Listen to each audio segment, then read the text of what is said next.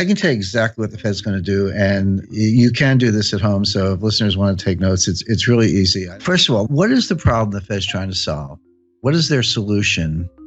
And then what are the exceptions to that so that we can have a complete predictive analytic model? The problem they're trying to solve is the following.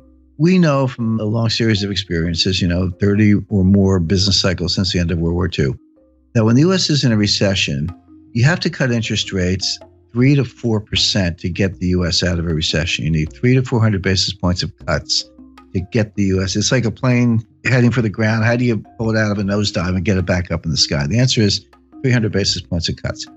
How do you cut interest rates 300 basis points when you're only at 75 basis points? The answer is you can't. And forget about negative rates. The evidence is now pretty good that negative rates do not work. In other words, negative rates are not more of the same.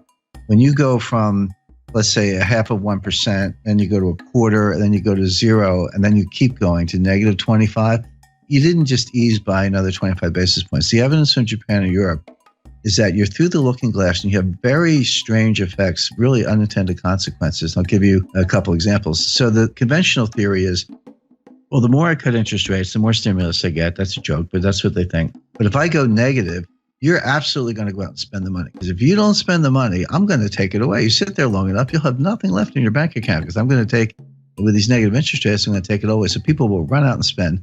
And the other thing is that, it's obviously, from the lending point of view, they'll borrow money, because the bank pays you to be a borrower.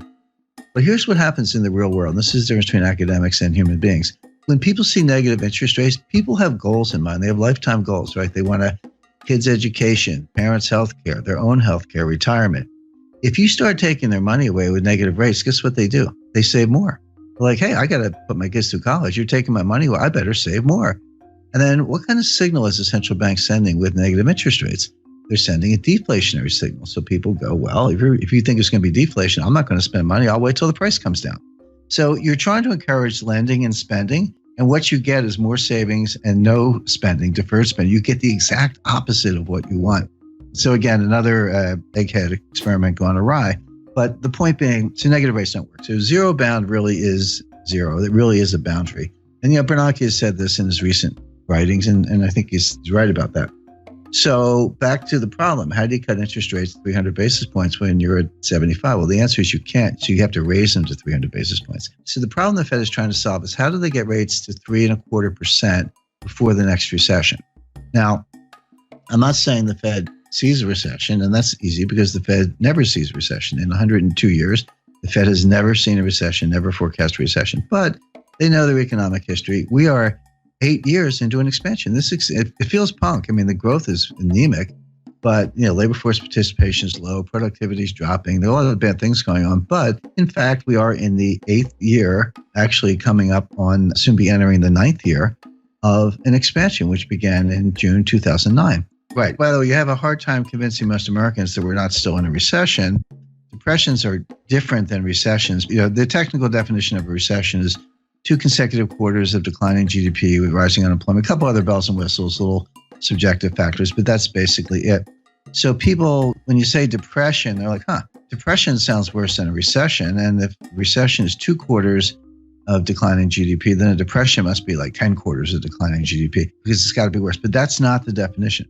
The definition of a depression, you can have growth in a depression, but it's below trend growth. In other words, if trend is 3.5, and you're actually banging out 1.5, 2, that gap between, let's say, 1.5 and 3.5% growth, that's depressed growth. It's an output gap. It compounds over time, and you never get it back. We are losing trillions of dollars of wealth.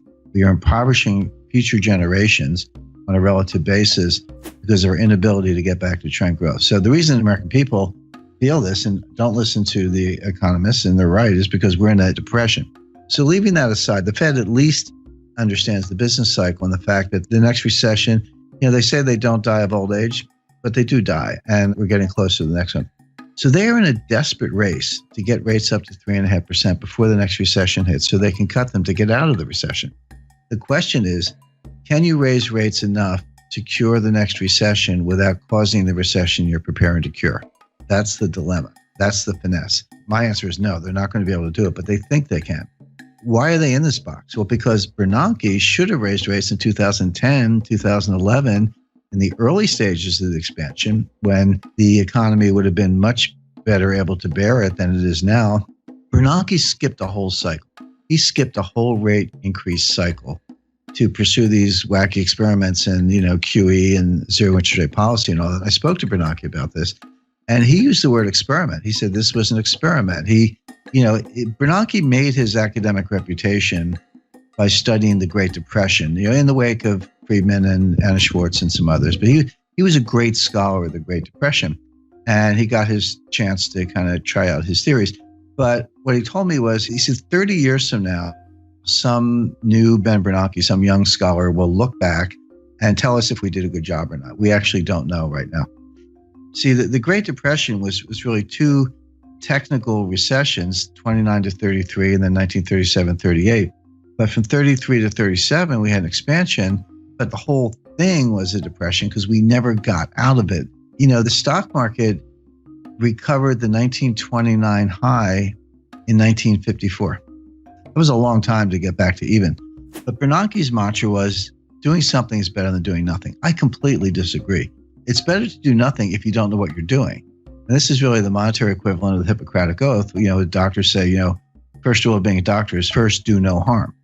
Anyway, bottom line is, by pursuing QE and zero interest rate policy, Bernanke failed to raise rates during the early stages of a cyclical expansion, which he should have done. If he had, the economy would have been just fine, and we'd be able to cut them today, but he didn't. So Janet Yellen now has to make up for lost time. So that's the mission. But again, and this is what the market completely does not get. And the Wall Street economists don't get. Nobody gets this because they see the Fed raising rates.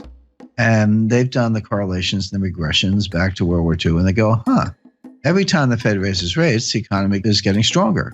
So if the Fed's raising rates, the economy must be getting stronger. So bid up stock prices, et cetera. But that's like saying umbrellas cause rain. Because they've got the causality backwards. The Fed never leads the economy, ever. The Fed follows the economy. So a normal business cycle looks like this.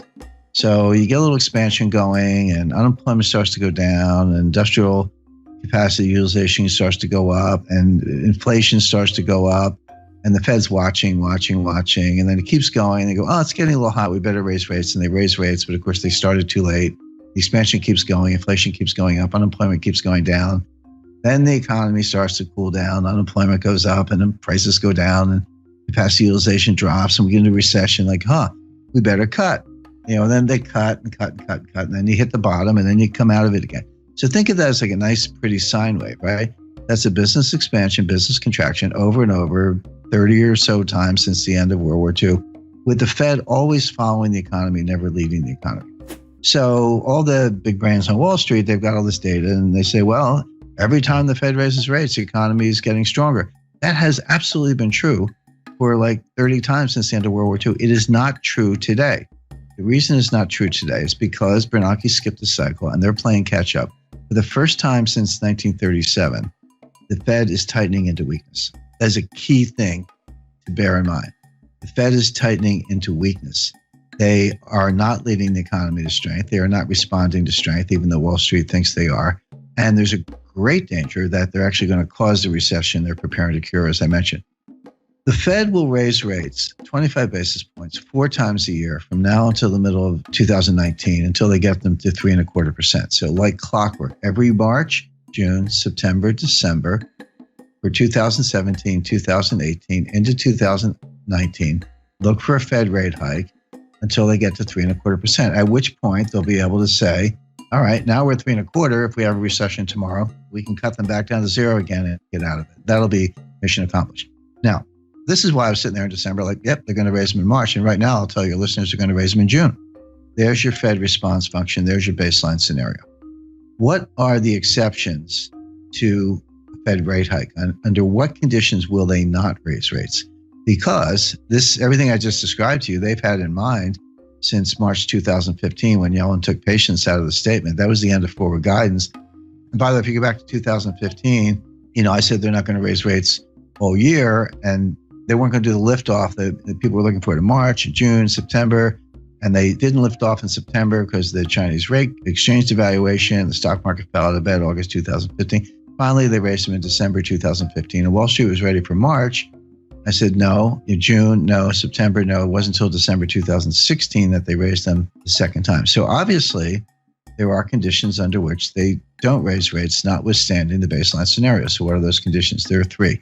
Well, four, actually. So if you see job creation below 75,000, that will cause them to pause. By the way, pause is the key word. If you go home through the speeches, you'll see the word pause in Dudley's recent remarks. Pause is the Fed's jargon for we're not going to raise rates. We got the Jim scenario, which I took from the Fed. It's their scenario, or a technical recession. So, we're going to know Friday what the first quarter GDP is. It's pretty close to negative, but I'm not saying we're in a recession now. We might be. But if you see a recession, they'll pause. See job creation below 75,000, they'll pause. By the way, that's a very low bar. If you see a jobs report, this is the other thing that confuses Wall Street. You see a jobs report with 100,000 jobs. So Wall Street goes, oh, that report's really weak. The Fed's going to think twice. No, 75,000 is the number. Yellen told us that. It was in one of her speeches. You just have to be a geek like me and read all the speeches. So the third factor would be disinflation. So the Fed has this 2% inflation target. They missed it for 6 years. They're finally getting close to hitting it. By the way, I think the listeners know they use the PCE core deflator year over year. There's PPI and CPI and core, a bunch of inflation indices, but we know what they use. PCE core deflator year over year. That actually has been getting close to 2%. But if you see it turn around, if you see that gap down to like 1.5, 1.4, 1.3, then they will pause. The last condition for the pause is a disorderly decline in stock markets more than 5%. If you see a 6, 7, 8% decline, so if the S&P went down 100 points, Fed doesn't care. Dow Jones goes down 1,000 points, Fed doesn't care.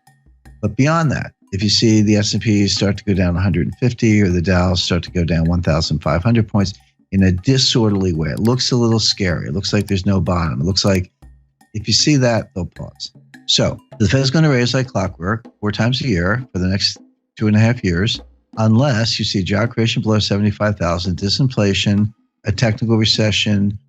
If you don't see one of those things, they're going to raise rates. And so right now, I don't see any of them. I mean, they could all happen, but it looks like, growth is going to be positive. Job creation's been decent, over 100,000. Disinflation is probably coming, but not quite here yet. And they'll want to see a couple months in a row. And the stock market's not crashing. So none of the pause conditions are in place. Therefore, they will raise rates. Simple. China doesn't have any of that. None of it. There's no significant Chinese bond market. They don't have the infrastructure of banks and dealers I described. They don't have the physical infrastructure. And most of all, they don't have a rule of law. You can't trust the Chinese as far as you can throw them. I was a facilitator and then a participant in the first ever financial war game ever conducted by the Pentagon. We did this at a top secret location called the Warfare Analysis Laboratory. One of the things we did there, I was on the China team. I wanted to make it realistic. So I said, let's lie, cheat, and steal, because that's what Wall Street does. And that's a more realistic game. So I recruited a friend of mine who's fluent in Russian to be on the Russian team. And I had dinner with him before we went down to the laboratory. And I said, look, here's the plan. I'm going to persuade my China team colleagues to basically announce a new gold standard. And we've accumulated enough gold, and we're going to say, for now on, our currency is backed by gold. We're going to put the gold in Switzerland to keep everybody happy. We're going to issue notes from a bank created in London under English laws to keep everybody happy. Here's the thing. We're going to say, from now on, if you want our exports, you have to pay for us in this new currency. We're not taking dollars anymore. And furthermore, and if you want some of this new currency, you can deposit your gold in Switzerland and the bank will issue you some currency, so you're in the system. Or you can trade with us and run a surplus, and then we'll pay you in the currency and you can use that to buy our stuff. Or we'll give you loans. But one way or another, we're done with the dollar. And obviously this is very forward-leaning, but the whole idea of a war game is to help the Pentagon think 5 or 10 years ahead. So the first thing that happened when you go to your embassy or conclave, you come out and you stand up at the podium, you announce your plans, and then everybody reacts and is discussed, et cetera. The First thing that happened is there was a group. So you have the red team, the yellow team, the blue team, as the case may be, and they're all different countries or areas. But there's a white team, which are the referees. They decide what you did. And the first thing they did when we announced the gold move, they ruled it as an illegal move. They said, no, that's not in any of our scenarios. You can't do that. And I stood up, and about 100 people in the room. There were 3-star generals, CIA, FBI. I said, wait a minute. I said, this is a war. There are no illegal moves in a war. The whole idea is to be out of the box or live in a world where there are no boxes. That's what we're doing here. So they agreed. They said, okay, we think it's a really dumb idea, but we'll let you do it. Well, over the course of 2 days, it accelerated and gathered momentum. At the end of it, Russia got PowerPoints. Okay, so this was 2009. Within 10 years, so what facts happened? Within 10 years, Russia tripled its gold reserves. Last week, the dollar value of Russia's gold exceeded the dollar value of its treasury securities. They have 20% of their reserves in gold, and the value of their gold is more than the value of the U.S. treasury securities. They're dumping treasuries, buying gold. Exactly what we warned the Pentagon about 10 years ago. And here it is, and China has more than tripled its reserves. So we're not there yet, but we're moving to some kind of gold-backed world. But the point is, that was all in the war game. That's all in the book. And I made one other point. I said, currency wars don't happen all the time. They might only happen twice in a century. But when they happen, they can last for 10 or 15 years. That's how long it takes to sort out. What you describe about the Chinese money supply is absolutely correct. People in the United States complain, the Federal Reserve has printed $4 trillion in the past year. And they have printed $4 trillion in the last year. They've taken the Fed balance sheet from about 3.5 trillion to 7.5 trillion. So yeah, we printed $4 trillion in the past year. Didn't do any good, won't do any good, but we did it. But Chinese money supply is even larger and growing faster. Now, I don't want to get into the weeds on China's internal monetary policy. I could, except to say that they're grossly over-leveraged. The economy is investment-driven, not consumption-driven. They're about 45% investment. The U.S. is about 25% investment. So that gives you some idea of how investment is to the Chinese, which is actually okay if you're investing in productive assets that pay the way. They're not. They're wasting the money. I've been to China many times, been going back and forth there for 35 years. I've been out in the countryside. I don't just stick to the hotel lobby in Beijing. I got mud on my boots visiting these ghost cities. And so each ghost city, there are a bunch of them, actually seven. Imagine building 7 cities. That's what I saw. And so they got 1 or 2 skyscrapers, and they got mixed use, and they got retail shopping, a country club, a hotel, a golf course, a pond, highway stops, airport, etc. And it's all empty. I mean, it's just all empty. Shiny new construction, some of it still under construction, all empty. So I said to the communists, I said, what are you guys doing here? I mean, nobody's here. So, don't worry. People will be coming from the countryside. They will be populating these cities. And I said, when? I said, no one's coming. And besides that, you've already drained the countryside. That already happened. But I said, you cannot mothball a building. It's not like some old clothes. I mean, the way a building maintains itself, it gets occupied and there's maintenance and people fix it and all that. I visited, I used to travel a lot in Central Africa in the early 80s. It was Zaire at the time. Today it's the Congo. I was in Kinshasa, but it was right after the 70s commodities boom. And they took the money, and of course they wasted it, and they built these skyscrapers in Kinshasa, which is like a swampy, scary, funky, city. But there's a skyscraper, but the windows are falling out, and there were rust stains running down the side, and the elevators were broken. So it might have looked nice the day they built it, but it was never really used. And now it was literally, when I was there, it wasn't that much later after they built it, it was falling apart. So that's going to happen in China. My point being, if you apply, generally accepted accounting principles to their investment account, you would write it off the day they open the building because nobody's there. It's not worth anything. So they're wasting the money. They're over leveraged. They're overprinted. However, none of that has anything to do with the status of the Chinese yuan as a global reserve currency. The yuan is not a reserve currency. It will not be probably in my lifetime, maybe never. And I'll tell you why. Because a lot of people don't understand what a reserve currency really is. You get a report from the IMF and it says, 60% of global reserves are in dollars, which is true, and about 25% are in euros, which is true. So 85% of global reserves are in dollars or euro, which means the only meaningful exchange rate in the world is the euro US dollar cross rate. Everything else is working around the edges. You got some sterling and yen and Swiss francs and a couple other things. Aussie dollar is tiny, believe it or not, good currency, but not a big part of it. And China's like this kind of invisible 1% sliced down at the bottom. And China has $1.4 trillion in its reserves. But here's the point. It's not as if they have pallets of $100 bills stacked up in the basement of the People's Bank of China. They don't. You invest in securities. In other words, they're dollar-denominated securities. So it's not actually dollars. They're treasury bills, notes, and bonds denominated in dollars. So the thing that makes a reserve currency is not the currency, it's the bond market. You need something to invest in. Again, so you need a liquid bond market with different maturities, different interest rates. You need dealers, you need auctions, you need payment and clearance systems, you need repo or repurchase agreements, futures, options, when issued trading, custodians, the rule of law. There's a whole massive infrastructure, which we started working on when Alexander Hamilton was, advising George Washington, and we've been doing it ever since. And others, Bank of England has done the same. China doesn't have any of that, none of it. There's no significant Chinese bond market. They don't have the infrastructure of banks and dealers I described. They don't have the physical infrastructure. And most of all, they don't have a rule of law. You can't trust the Chinese as far as you can throw them.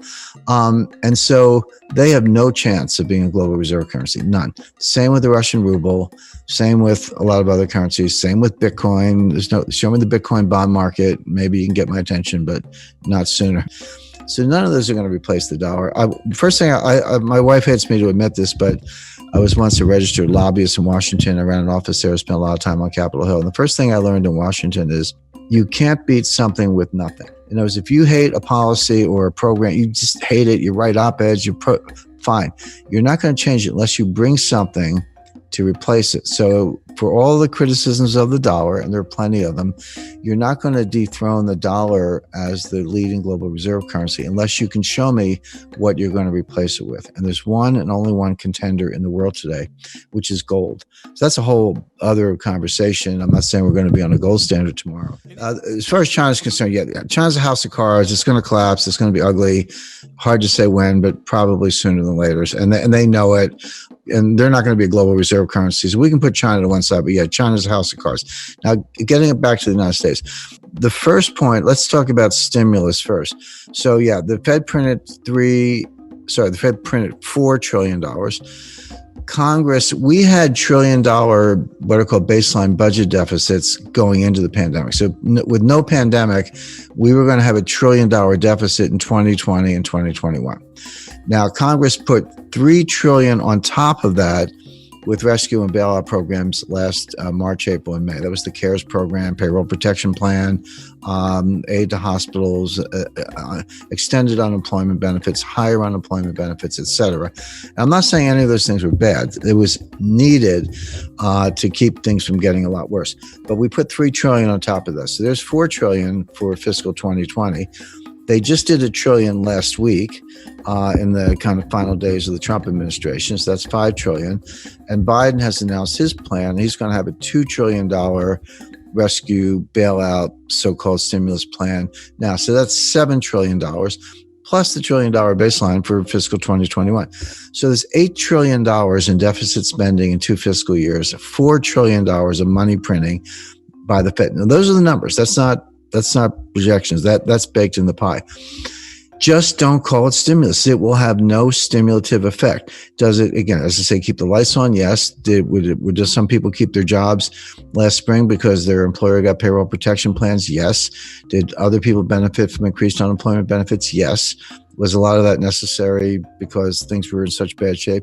Yes. So I'm not arguing that side of it, but it does not stimulate. It's not going to get us out of the depression. Let me be very specific as to why, because I don't make claims without backing it up. On the money supply, you can print all the money you want, but Milton Friedman was wrong. The monetarists are wrong. The Austrian school is wrong.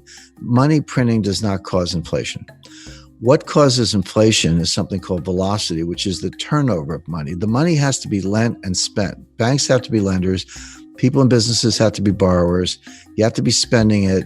get it in circulation, in other words, in order potentially to have some inflation. And that's the technical name for that is velocity. Velocity is dropping, sinking like a stone. By the way, it's been dropping since 1998. It dropped faster in the 2008 crisis. It's dropping faster today, but the trend has been very steeply down for the last 22 years. And so, nominal GDP, so the dollar value of all goods and services, leaving aside inflation, that's what we mean by nominal value. Nominal value of gross domestic product is money supply times velocity. How much money is there and how much does it turn over? Multiply one by the other, and that's your nominal GDP. And I remind people that $7 trillion times zero is zero, meaning you can print the $7 trillion, but if you don't have any velocity, you don't have an economy. And so you can understand monetary policy is a desperate race between increasing money supply and declining velocity. One offsets the other so that you barely keep nominal GDP where it is. In fact, it's going to go down about 6 or 7%. We're not getting back to 2019 levels of output. If you take 2019 as your baseline, we're not getting back to 2019 levels till 2023 at the earliest. We're not getting back to 2019 levels of job creation, the number of people who have jobs, until 2025 at the earliest. That's why I call it a depression, not a recession. Now flip over to fiscal policies, like, hey, they're sending everybody $2,000 checks, and they are. The people are going to get those checks. And so the Wall Street, which usually gets things wrong, that's the first thing you got to know about Wall Street, because they don't really care about you. They care about rap fees and how they make money. So they're saying, all right, they're going to send out the $2,000 checks, and people are going to get those checks, and they're going to run right out. And they're going to buy a car, a refrigerator, paint the kitchen, whatever it may be. No, the first two things are true. They're going to spend the money, and they're going to borrow the money, and they're going to send people the checks. But when people get the checks, they're not spending it. What they're doing, they're saving it. They're either paying down debt, which is equivalent to savings, or they're putting the money in the bank, which is savings. So certainly if you lost your job, you're not going to take your friends out to dinner. You're going to throw the money in the bank or pay the rent. But even if you didn't lose your job, you look around, like maybe your spouse lost his job. Maybe your neighbor lost his job. Maybe you think you're next, like you have a job, but you're worried you're going to get fired next week. So you save it. And the name for that, economists call that precautionary savings, or, plain English, it's saving for a rainy day, except it's raining everywhere. So they are going to send the checks out, but people aren't going to spend it. And that's the reason you're not going to get the stimulative effect. But you are going to increase the deficit, which gets back to this debt to GDP ratio. So take the total debt divided by GDP, and that's some ratio. The research is very convincing, very clear. A number of studies show this, that up to about 90%, so 90% debt to GDP, you get a little bit of something called a Keynesian multiplier, meaning you borrow $1, you spend $1, and you get $1.10 of GDP, or you get $1.05 of GDP. And it works maybe temporarily, but it works when people won't spend the money the government can. That's the idea. But when the debt to GDP ratio goes above 90%, that's what physicists call a critical threshold, or a phase transition. Now you're through the looking glass. Now the Keynesian multiplier drops below 1, meaning you borrow $1, you spend $1, but you only get 90 cents of GDP. But meanwhile, the debt went up $1. So what's happening to the debt to GDP ratio? This is going up dollar for dollar, but this is going up 90 cents on the dollar. So the ratio is getting worse. Guess what the U.S. debt to GDP ratio is today? The answer is it's about 135%.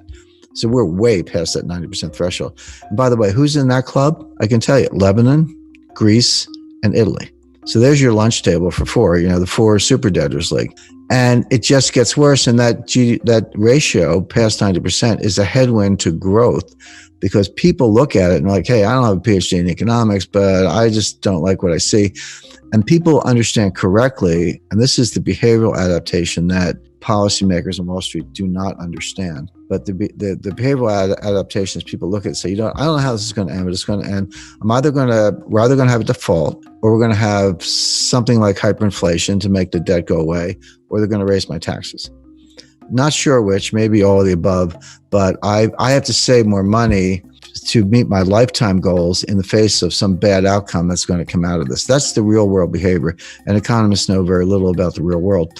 So the point is, increasing the money supply doesn't work because velocity is declining. Increasing deficits doesn't work because people are saving, not spending, and they're preparing for worse outcomes. So neither one of these, you can call it money printing or spending, but don't call it stimulus because it doesn't stimulate. We're not getting out of this. And that's why I call my book The New Great Depression. People ask me, are we going to have a recession? And my answer is we might be in a recession right now and not even know it. We could be facing a global recession, including China, but just focusing on the U.S. Because that's the Fed's sort of territory. So Powell's saying, the economy is great is nonsense.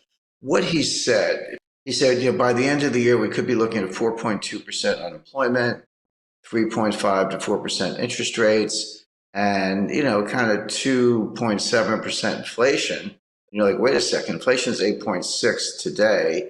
How do you get to, 2.7, number one? And then what about rising unemployment and higher interest rates? How do you reconcile those things? He said all three of those things. But what state of the world could make those things come true? There's only one, which is a recession. A recession would do it. A recession will raise unemployment. Higher interest rates will cause the recession, and the recession will cause inflation to go down. So in effect, Powell was saying we're going to have a recession. Inflation, prices go up, so we understand that, or maybe put differently, the value of your money goes down. You don't get as much for your money, same thing. But inflation, broadly speaking, has two causes. One is called, not to get too technical, but it's called cost push. This comes from the supply side. So there's a shortage of oil, and we've got a financial and economic war going on between Russia and the United States. U.S. really started, but U.S., EU, Canada, Australia, Japan versus Russia. That's obviously disrupting supply chain, cutting down energy supply, causing the price of oil to go up, et cetera. So that's coming from the supply side. And you're exactly right. The Fed can't drill for oil. The Fed can't plant wheat. The Fed can't make semiconductors. So they can't do anything about this. And the supply chains are breaking down. They were breaking down before the war in Ukraine, but Ukraine has made it worse.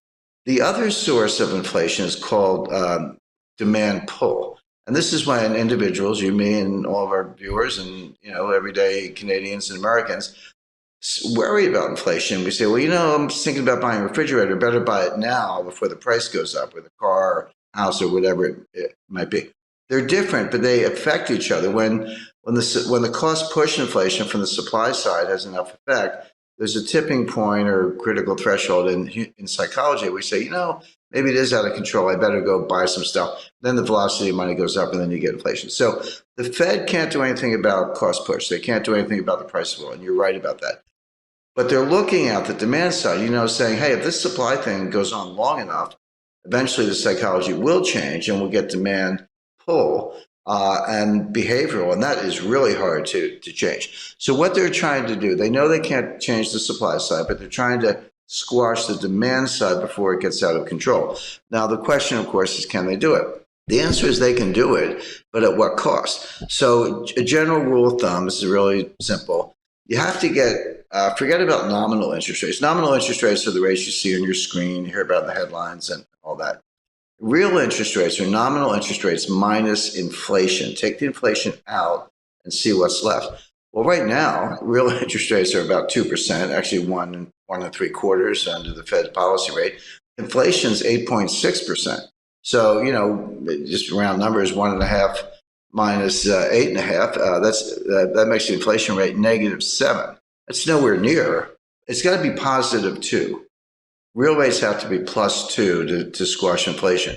Right now, they're -7. So that implies that the Fed has to raise interest rates to 10.5% to get to +2 real interest rates. That's never going to happen. They're never going to get there. They will destroy the economy long before they get there. So the Fed has no hope of squashing inflation from the demand side, as you described, by raising rates, unless inflation comes down for other reasons. So what they're going to do, they're going to keep raising rates, 2, 2.5, 3, 3.5, 4, hope that inflation comes down from 8 to maybe 3, although I think that's a stretch. You could get into positive real rate territory, but they're really far away from it. So I think, by the way, I described what they're trying to do. I should make it clear they're going to fail. The only way inflation comes down, the way we're talking about, is if they trash the economy, a severe recession. If that happens, you say, well, do people still need to put gas in their cars? Well, you're right, but not if they're unemployed, because they're not going to work. There's a lot here that's just for show. It sounds good on TV, but there's a lot less here than meets the eye. But the point is, this is not over anytime soon. Even if it were, when you break supply chains, you can't just put them back together. It's like breaking a vase in 1,000 pieces, and you got to go buy a new vase. It's going to take years to undo this damage. So I spoke to the individual who was probably the single individual most responsible for building the modern supply chain. It was 30 years from 1989 to 2019. It was head of one of the largest companies in the world, and this is what they did, among other things. And he said, Jim, you have to understand, it took us 30 years to build it. It took us 3 years to blow it up. It's not going to come back in a year. This is going to take 5, 10, 15 years to build a new one. So it's what I call supply chain 2.0.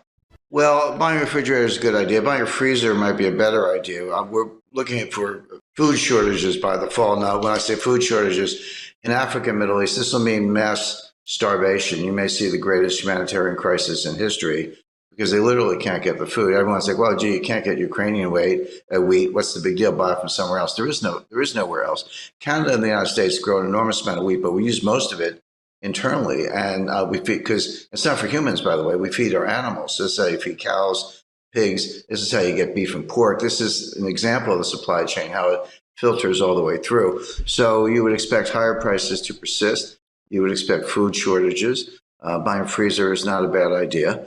The future supply chain is going to be, it goes by different names. Janet Yellen calls it friendshoring. Macron calls it constellation. I call it a college of nations. But basically, we'll have supply chains and trade, but it'll be sort of members only. So US, Canada, Australia, Europe, others, Japan, will be invited to join, but not China. Russia is going to be in the waiting room for a while. We should be better allies with Russia, but the Democrats in the United States have pretty much made that impossible, at least for the short run. And then there'll be other countries that are kind of neutral in that scheme, Brazil, India, and others. But the point is, you'll still have trade and you'll have supply chains, but it'll be kind of friendly countries, members only, and exclude China. So that decoupling is going to go ahead. The Chinese seem to be not only fine with it, but they're actually leading the way. Semiconductor manufacturing is moving back to the United States. The 20 billion of new semiconductor plants from Intel. And why is Taiwan Semiconductor spending over $5 billion to build new semiconductor fabrication plants in the United States? Well, obviously because they're worried about China. We're reshuffling the deck, but none of this stuff is easy. Semiconductor plants take 5 years to build. A new refinery, forget it. That's like 7 to 10 years. We haven't had one in the United States since 1977. So it's going to take a while to do all this. Well, we can do it. So if I say we're definitely going to have inflation, you would know what to do. You'd buy gold, hard assets, land, silver, treasury notes, government bonds, etc.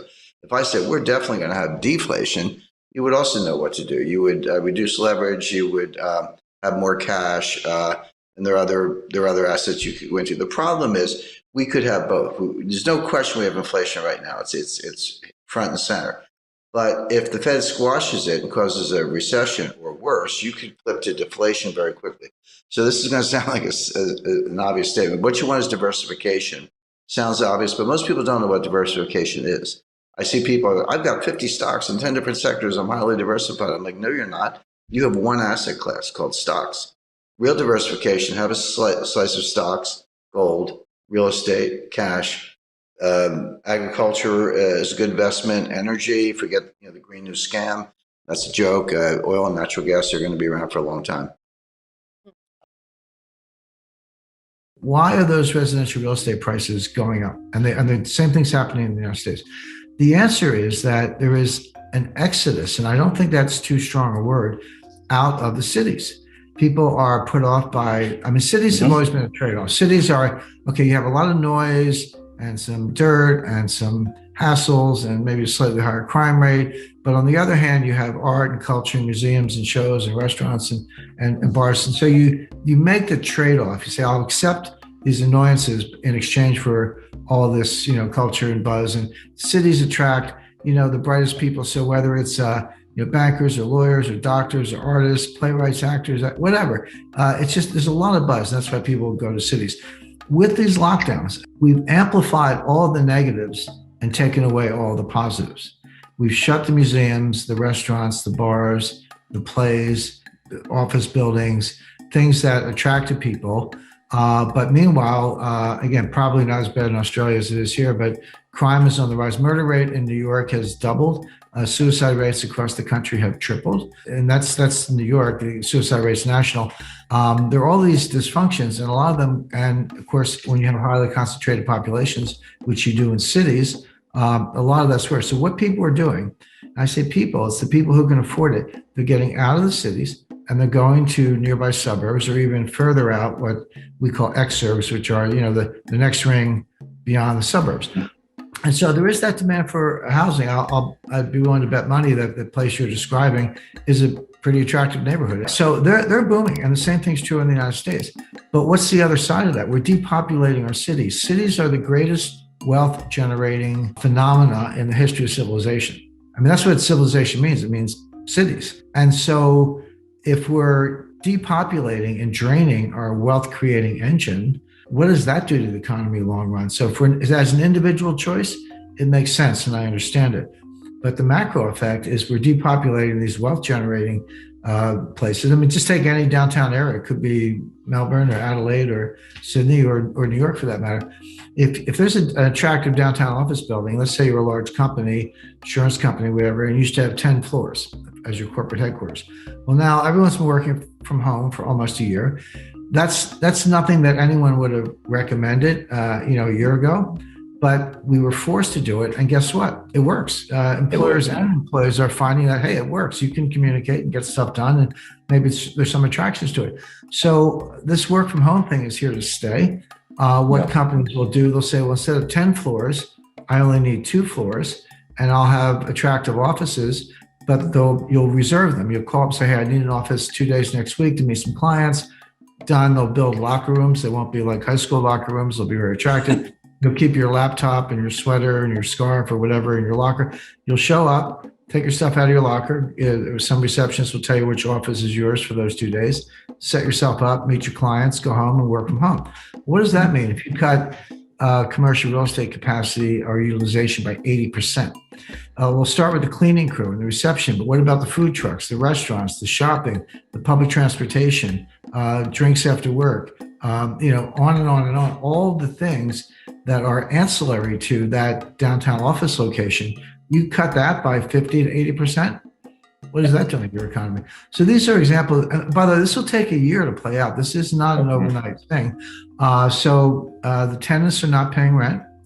If they are, they've called up and negotiated a 50% increase. I have some involvement in commercial real estate, and I see this in real time. So rents are down by perhaps half or all the way to zero if they're not paying. And everyone says, well, landlords are rich. No, they're not. The landlords take the rents, but they have mortgages. So if the tenants aren't paying the landlords can't pay the mortgagee, and that falls on the banks, right? Except the banks are clever. They've securitized it and sold it probably to you and me, right? We have our 401ks like a superannuation fund, but you look in the fund and do you have some, commercial real estate REIT or something that Morgan Stanley sold you? Well, maybe you do. And what's inside? No one knows, but take a look. But that ripple effect I just described can take a year to play out. So we haven't seen the end of this. So the bottom line on all this is that interest rates are going up in anticipation of inflation based on handouts. The reality is the handouts are not being spent, they're being saved, which does nothing for inflation. And it's also not sustainable, which is what are you going to do? Hand out a $2 trillion deficit spending package every 6 months? Because that's kind of what we've been doing since last summer. And they keep saying, well, this is the last one. It'll be sustainable. It's not sustainable. It's a handout and people need the money. But if they put it in the bank, which they're doing, this is a classic liquidity trap. So what's going to happen? Yeah. But meanwhile, the interest rates are going up, perhaps for the wrong reason, but they're going up. That's going to slow the economy further. We're already seeing mortgage applications dry up. We're seeing the housing bubble, not bubble, but pretty steep increase in residential housing starting to level up.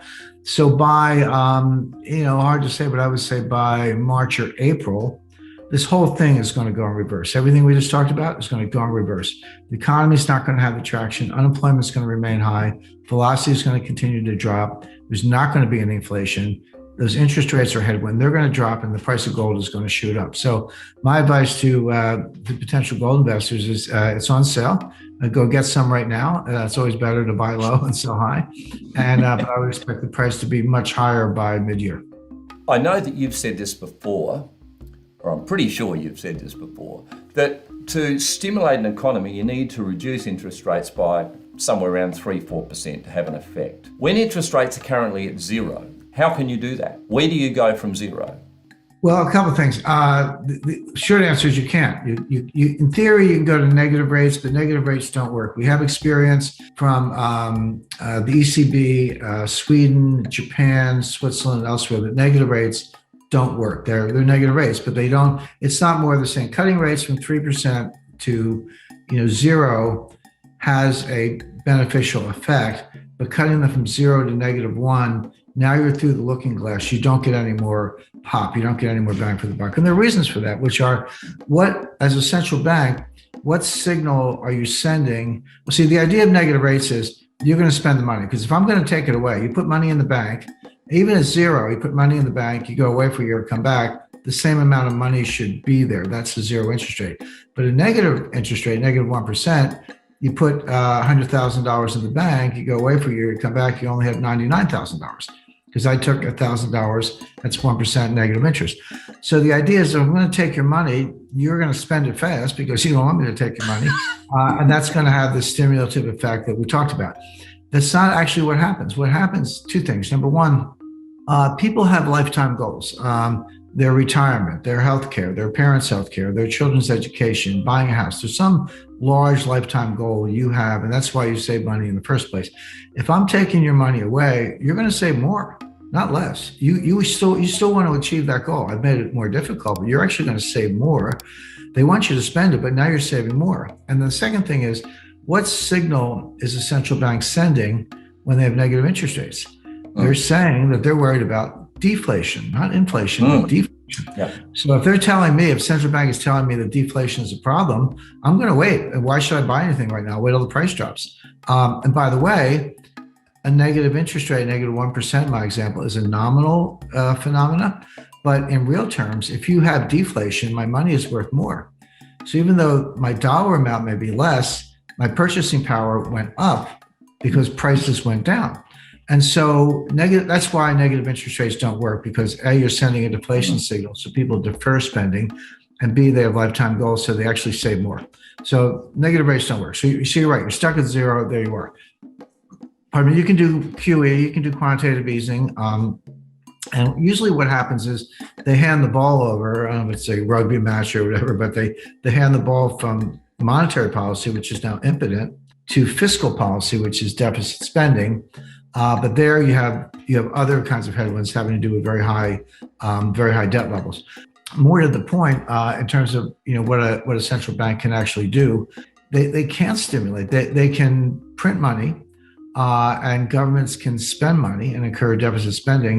But again, none of it does any good if people don't actually spend it, and that's a psychological phenomenon. And the Fed or the Reserve Bank of Australia or any central bank can print money, no doubt about it, but they can't change people's psychology. We had an external shock, an exogenous shock in the form of the pandemic that caused people to stop spending, save more, or they were unemployed. Or if you're the unemployed individual, you're not taking your friends out for dinner these days. You're putting money in the bank, and even if you still have your job, you're going to save money because you're worried you might be next. You might be the next one to get laid off, or your company might shut down next week or next month. And so you're going to save more. It's what economists call precautionary savings, or, in plain English, saving for a rainy day. And that's what's going on. It's going on all over the world. And last time I was in Hong Kong, I was giving a speech, very high level. The Asia Society was hosting it. And somebody took me aside and said, Jim, be careful what you say. The sequence is currency wars, trade wars, shooting wars. Shooting wars solve the problem. Mass mobilization warfare, destruction of capital, 50 million dead. very good for the labor market, very good for construction, very good for recovery. Not a great way to get there. Let's hope that doesn't happen. Let's talk a little bit about the trade war. A lot of people say, well, this started in January 2018 because Trump put tariffs on solar panels and appliances, your refrigerators or whatever. Well, yeah, you could say that, but I would say the trade war started in 1994 when China did a maxi devaluation of the yuan, continued through 2001 when they made a bunch of promises to join the WTO, World Trade Organization, and broke every single promise, continued through the early 2000s when they were manipulating the currency, and continued through 2016 where they were admitted to the IMF special drawing right basket of currencies, one of only 5, and lied to the IMF because they said we'd have an open capital account, and they shut the capital account the following year. So what he did in 2018, I view as the U.S. finally got the wake-up call and retaliated. Here's the globalist mantra, and this goes back to the 1990s, and whether it's Richard Haas, Jeffrey Sachs, President Clinton, President Bush, many others, it's a long list of people. They said, look, we understand that Chinese are communists and they're kind of bad actors and they do bad things, but if they're willing to embrace something that looks a little bit like capitalism, they will grow richer. They will grow more sophisticated. The education level will go up. We will accommodate that by letting them join the World Trade Organization and the IMF, even though we know they lie, cheat, steal, because they will eventually get rich enough that they will be just like us. They'll throw off their communist masters, embrace a Western model, and it'll be just like Europe. We're all on the same team, democratic, quasi-socialist, but democratic, capitalist, liberal, in quotation marks, societies, and China will be just like us. That was the theory. I said it was wrong at the time, and time has proved that correct, meaning they're just rich communists. I said the only thing worse than a poor communist is a rich communist. And so we have created rich communists at the expense of our own workers, at the expense of our own economies. They are not like us. They're more communists than ever. Communists, atheists. The human rights violations are incalculable.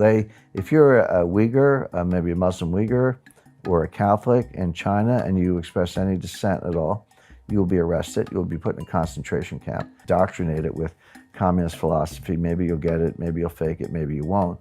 But for those who apparently don't get it, they're strapped to an operating table without anesthetic, and their organs are removed while they're still alive and sold to the organ tourism industry, this huge multi-billion-dollar transplant industry in China, and then they cremate the bodies.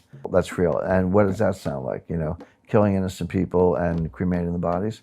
Have we seen that movie before? So that's who I don't know why we do business with China at all. So that's who you're dealing with. They're not getting more like us. They've elevated Xi to, first of all, president for life. There used to be this, you got two 5-year terms, and then in your second term, you kind of announced or anointed your successor, who would then pick up the reins at the end of your second 5-year term.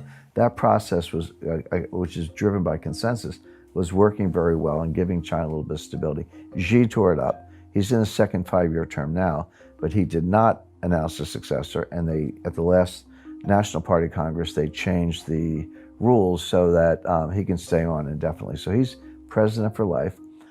They also created something called Xi Thought, which is a big deal because it elevates his ideological musings to the level of Mao thought.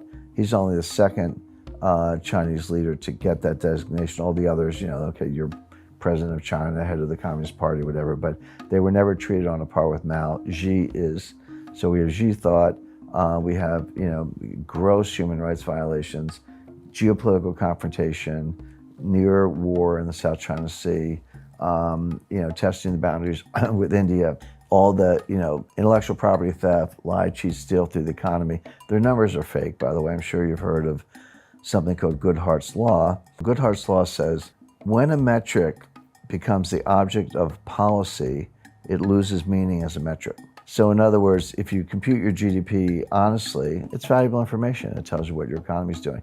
But the minute you target GDP as a matter of policy, it loses meaning because you're just manipulating to a result. That's what they're doing. And this is a big deal because U.S. companies are watching this now. Apple's although Chinese value added in the iPhone is about 6 or 7%. 100% of the cost of an iPhone is treated as a Chinese export and a U.S. import. but their value added is only about 7%, give or take, because they buy the Gorilla Glass they buy from Germany, the circuits they buy from Japan, they buy other components from South Korea, so they have to pay as much as they get, and then they're just assemblers. These are Lego-style assembly jobs. And don't underestimate the extent of the poor working conditions, slave labor, prisoner labor, some of the things that go into this. Okay. But American companies are getting the wake-up call, they're getting the message, and what they're doing, this is a very big deal, they're moving the supply chain origin to Vietnam, Thailand, Indonesia, and these are 10-year decisions. You don't move your factory from China to Vietnam and then move it back next year if things are good. You keep it there. Again, these are major fixed assets, major long-term investments.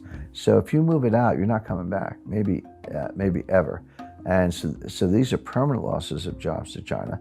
And their GDP is overstated, grossly overstated. My adjustment gets them down from round numbers from about 6.2% to maybe a little under 4, 3.8 or so. But I've seen other scholars whose opinion I respect say it's more like 2.5%, and some say 0. Okay.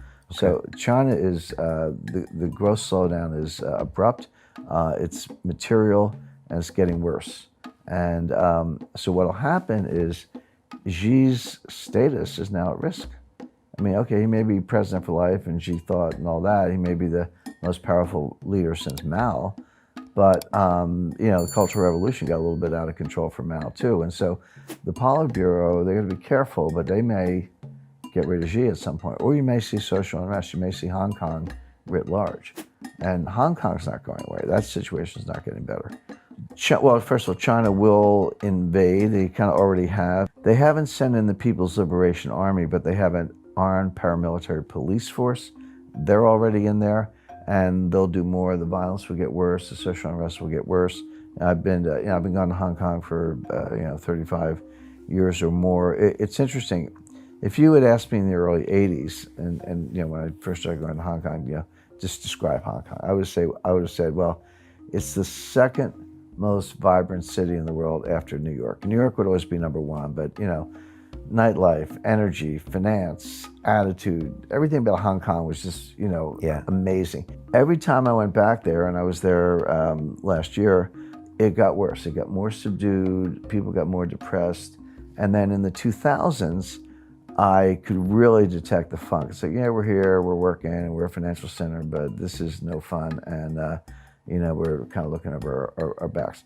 And last time I was in Hong Kong, I was giving a speech, very high level. The Asia Society was hosting it. And somebody took me aside and said, Jim, be careful what you say. And I had never heard that before, not in Hong Kong. I mean, someone might have said that in Beijing or Moscow or someplace, but not in Hong Kong. So, and I said what I wanted anyway. I was getting out the next day, but it's bad. Well, it's obviously bad because there are violent demonstrations and a few people have died and more may die. But that's going to get worse. That genie's out of the bottle. Okay. But a global recession is highly unusual, and that appears to be what we're heading for. So my forecast, I do update them, but big picture, it goes as follows. So what is Jay Powell doing? First of all, March 1st, 2022, the Fed fund policy rate, interest rates were 0.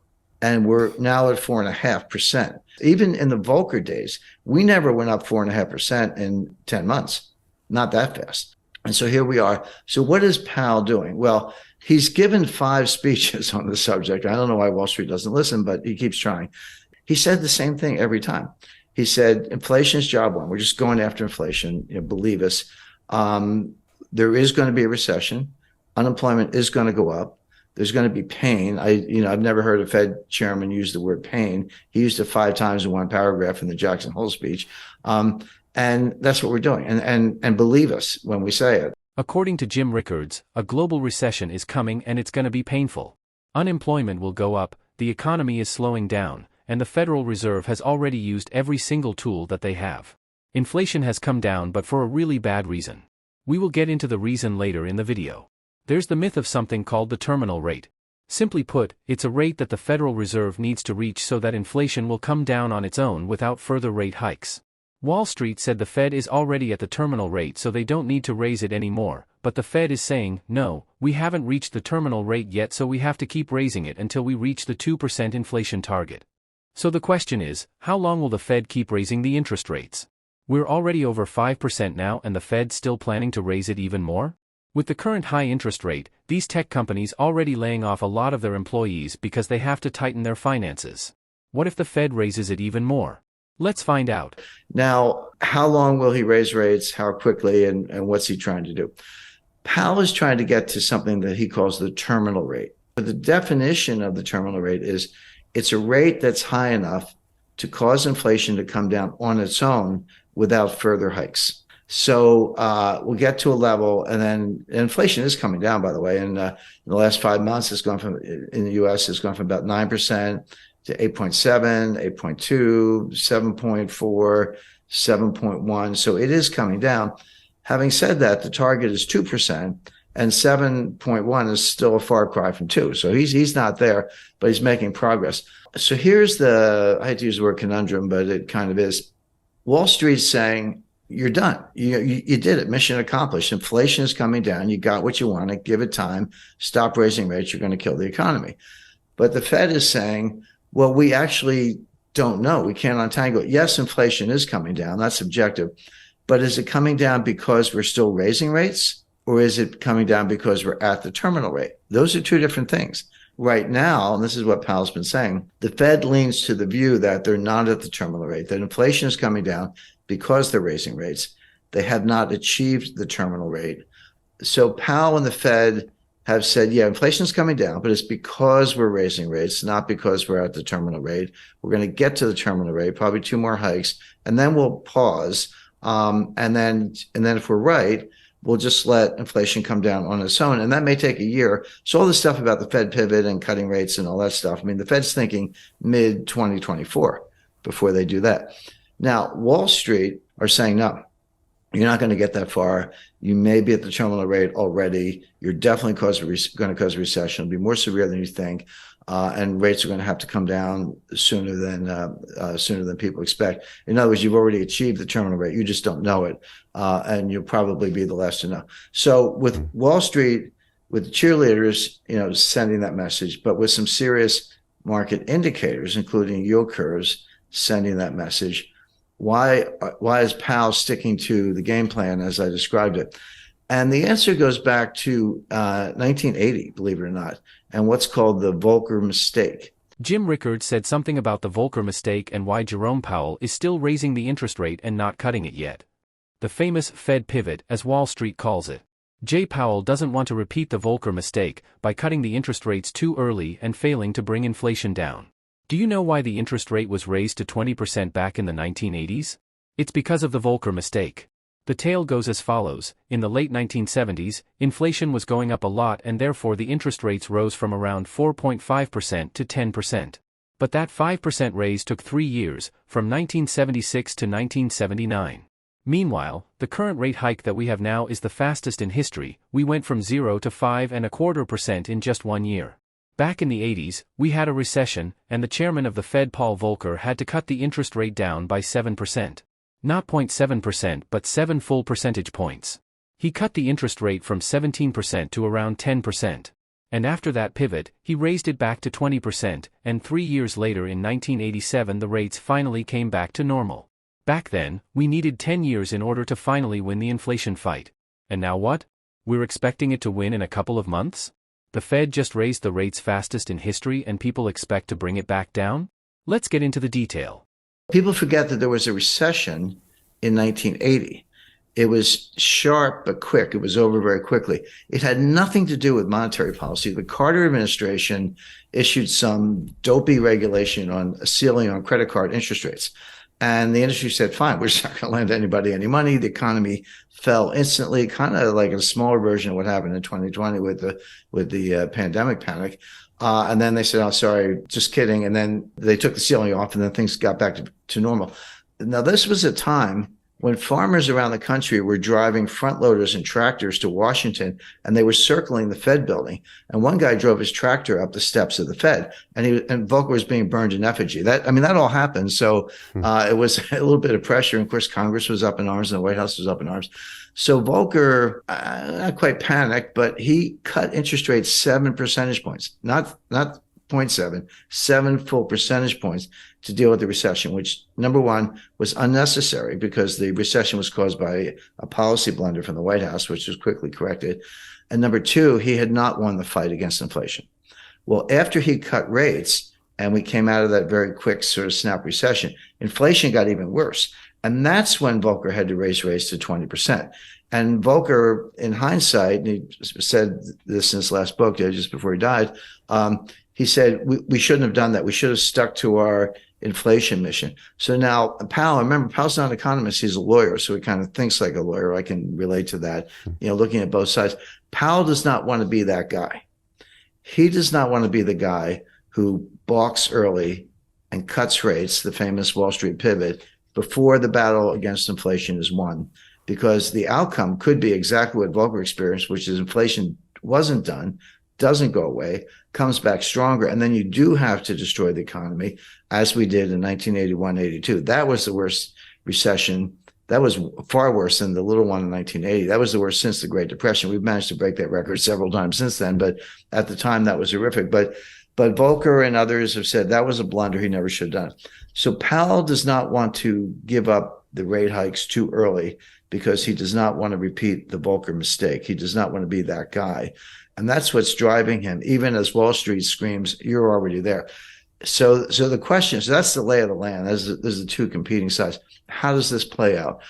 We learned a lot from Jim about the current situation and what Jerome Powell will be doing. But there's more to that story. Powell doesn't even understand what's going on in the real world, which is inflation itself. There are two sources of inflation, the supply side and the demand side. We are at the supply side inflation, which means the supply of goods is scarce but the demand is high and therefore the prices go up. But supply side inflation can transform into demand side inflation, and this is where the dangers begin.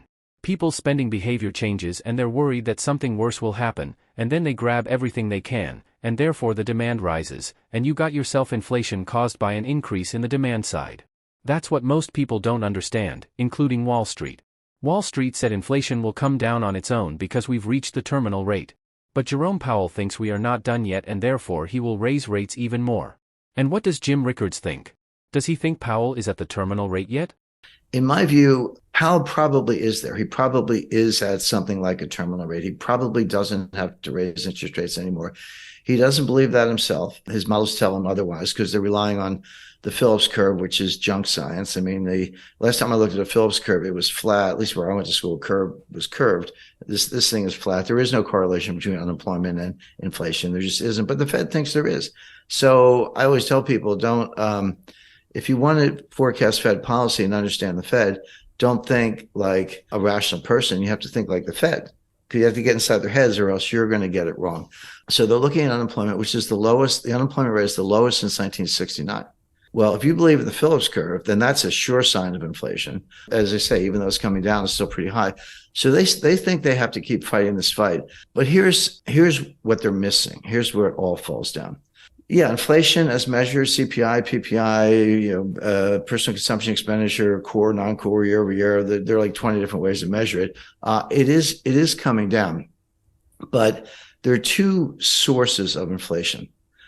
And it's going to sound obvious, but you got to separate them: the supply side and the demand side. They both result in price increases, but they have completely different dynamics. Supply side inflation is what we're seeing. It's what we saw in 1974 with the Arab oil embargo during the Arab-Israeli war when they cut us off from oil. And, you had to line up for gasoline. I lived through that. Bare shelves, and you couldn't get certain things. It wasn't that every supermarket shelf was bare the way it was in East Germany in the 1950s, but something was always missing. And that's still the case today. So, of course, prices went up and, people were trying to pay whatever they had to get what they needed. And energy prices were a big driver of that. So that feeds through as a form of inflation. The other kind of inflation is from the demand side. So the supply side is called cost push. Costs go up and they push it onto the consumers. The other kind is from the demand side. It's called demand pull. And basically, consumers have a change in mentality. They're worried about inflation. They would say, hey, I was thinking about buying a refrigerator. Gee, I better go buy it today because if I wait for 6 months, the price is going to go up. Or apply that to anything, a new dress, new suit of clothes, whatever. And so you're pulling demand forward, and it's behavioral. And that will also drive prices up. But they're very different things. Now, cost push can morph into demand pull. That's what happened in the 70s. It started from the supply side, but by the late 70s, 80s, and Volcker, which we've just been talking about, it had tipped over into the demand side. That hasn't happened yet. We've had the supply side inflation, the cost push. It hasn't yet tipped into demand pull. It hasn't really affected consumer behavior that much in terms of people anticipating more inflation. It could, but it hasn't happened yet. Here's why that's an important distinction.